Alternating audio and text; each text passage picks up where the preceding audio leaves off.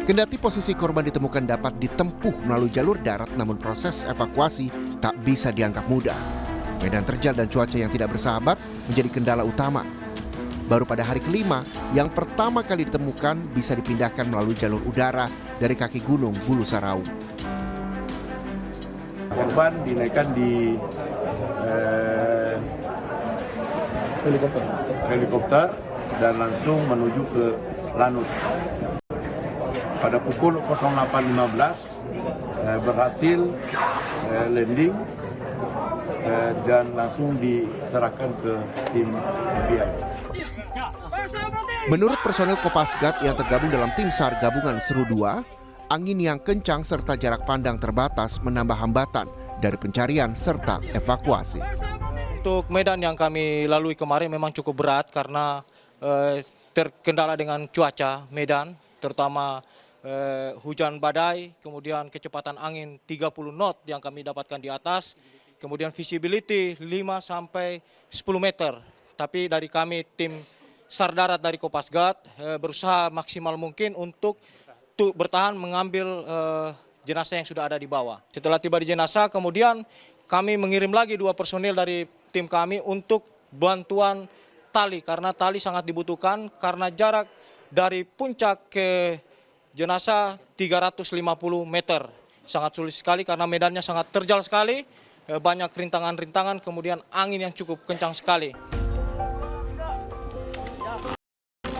Tak hanya kondisi medan, keterbatasan logistik selama di tengah hutan membuat tim penyelamat harus berpacu dengan waktu agar tak kehabisan tenaga dalam misi penyelamatan.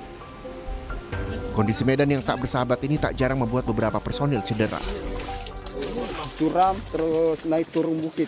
Ada satu anggota ini bang, luka ya bang? Ya luka itu akibat kemarin kita evakuasi korban itu sampai jalurnya yang ekstrim sehingga teman-temannya ada yang cedera. Oh ada yang cedera ya? Dia tercedera apa nih? Terkiler atau gimana bang?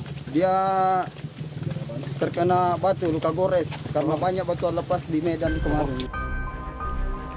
Memasuki hari ke-6 pencarian korban pesawat ATR 42500 di Gunung Bulu Saraung, tim SAR gabungan terus mengoptimalkan kekuatan personel. Salah satunya dengan melibatkan Agam Rinjani guna membantu di medan ekstrim. Agam Rinjani akan difokuskan menyusuri lereng di sekitar pos 9 sesuai arahan dan koordinasi tim SAR gabungan. Nama Agam sempat mencuat tahun lalu usai membantu evakuasi pendaki asal Brasil yang terjatuh ke kawah Rinjani. Jadi kami ikut saja koordinasi dari teman-teman Basarnas, bagaimana strateginya kami ikut membantu di khususnya vertical rescue.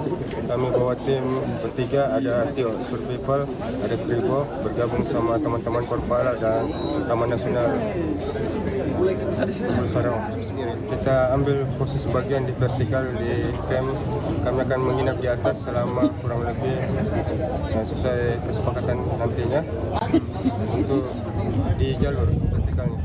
Sasarannya apa? Apakah sasarannya puing atau korban? Korban. Di tengah pencarian korban, black box pesawat ATR 42500 sudah ditemukan. Kondisi fisik black box ditemukan utuh, sehingga kuat dugaan informasi yang merekam data penerbangan dan komunikasi di kokpit pesawat dapat dibaca. Menurut Pangdam 14 Hasanuddin, meski black box sudah ditemukan, pencarian korban tetap dilanjutkan.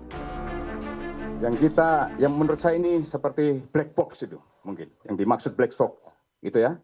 Nah, ini black box itu yang menemukan ada tim 700 gabungan dengan Basarnas dan vertical rescue dari Tornasa. Kita tetap akan berjuang untuk melanjutkan pencarian sampai dengan ada perintah dari komando atas.